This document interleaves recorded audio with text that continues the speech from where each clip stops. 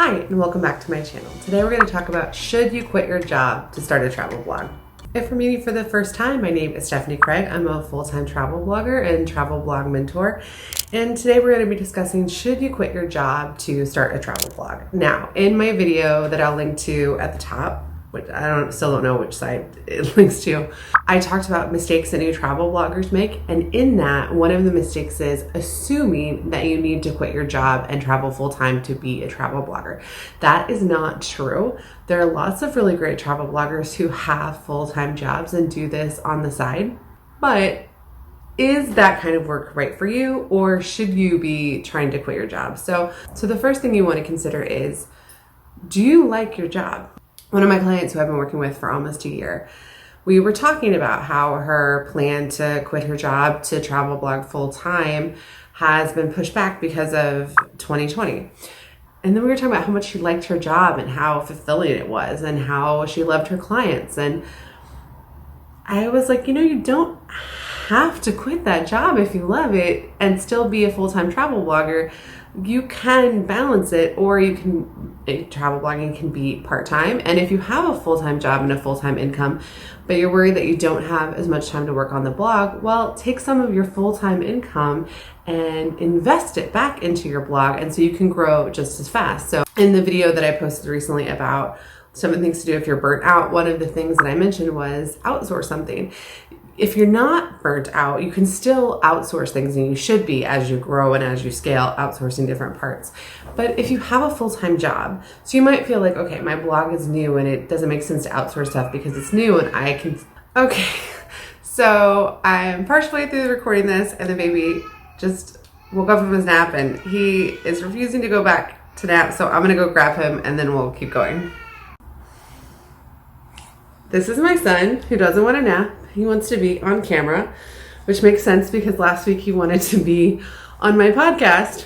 So he got to be on the podcast. He's very into social media and not very into naps. So, all right, let me see if I can remember what I was talking about. Outsourcing.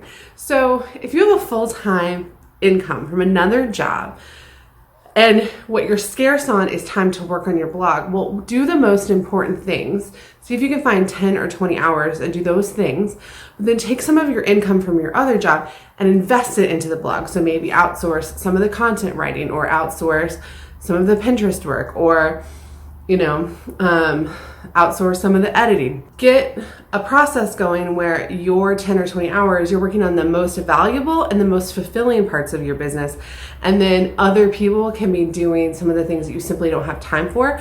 But because you have another income stream, you have a way to do that. Whereas a lot of new bloggers who quit to work full time don't have enough money coming in that they are comfortable outsourcing, some of their business for a while.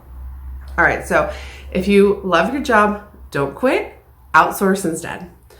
Another thing you want to think about is maybe you don't need to quit your job right now.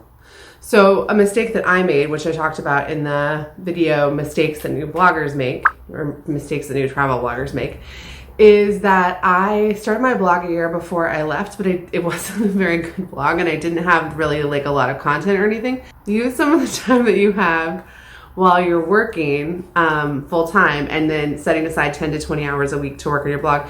Use that time to get really good at SEO, which I recommend the SEO course, Make Traffic Happen, which I'll link to in the description, and learn Pinterest and get really good at skills. Learn, maybe don't learn Pinterest if you're going to outsource Pinterest, but learn what you're doing so that so you keep earning your full-time income, you keep saving money, but when you leave, you have something that's a functioning business. Whereas when I left, I had a lot of money saved, but I didn't live on my blog for another 2 years, which I talked about in the video, like how I quit my job to become a full-time travel blogger.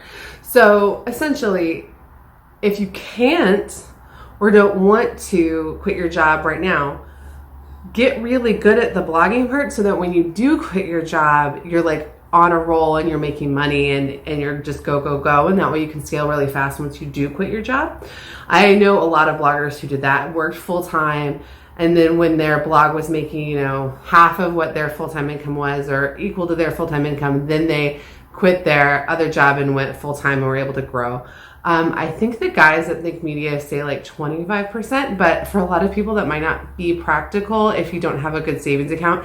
Like when I left when my blog wasn't making any money at all, but I had a savings account to sustain me, and I got some other consulting work and stuff. But if you don't want to do that, then just work on the blog. Get to the point where you're just switching careers as opposed to like quitting and then hoping things work out later. Now, that doesn't work for everybody, but I wish I had taken that year and really done a good job and got my blog where it could have been, instead of thinking that time didn't count and thinking that I couldn't really get going on my blog until I was traveling full time. Because you don't need to be traveling full time to have a good website. I'm definitely not traveling full time right now. Another thing you want to consider is if you're going to quit your job to be a full-time travel blogger, does that mean you want to be on the road full-time, or do you just want to be where you are right now full-time but have your job be working on your blog? So I was fully nomadic for a while, and then I was semi-nomadic where I had a base here in Sofia, and then because I was living with my fiance, but I couldn't be in the country, so I was gone 6 months of the year, but like go here, come back, go here, come back. And that's chaotic. And if your blog is really a business, and it's more important to you than, like, if you're traveling for your business and your blog is your business, then you may quit your job, but not to go travel full time. You may quit your job so that you can focus on the blog as a business. But like I've said before in other videos, 3 months of traveling a year, if you do the right keyword research and stuff, is more than enough content to run a website for, the rest of the year. Now, it's also more than enough time to get like good Instagram content and stuff. And it doesn't have to be like 3 months in a row. It could be like 2 weeks here, 2 weeks there, whatever, if you want more of a, want to make it more like chronological.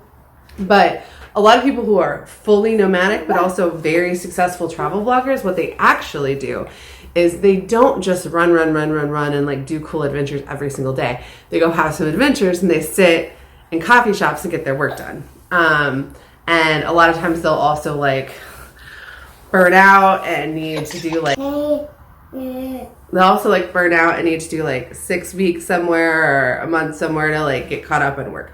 So just if you are taking the business side of travel blogging as the most serious part of it, and it's not just that you want a really cool round the world adventure, then you might not actually quit your job to travel. You might quit your job to travel blog, but you might stay put. Or you could do something that I ended up doing, but kind of by accident, which is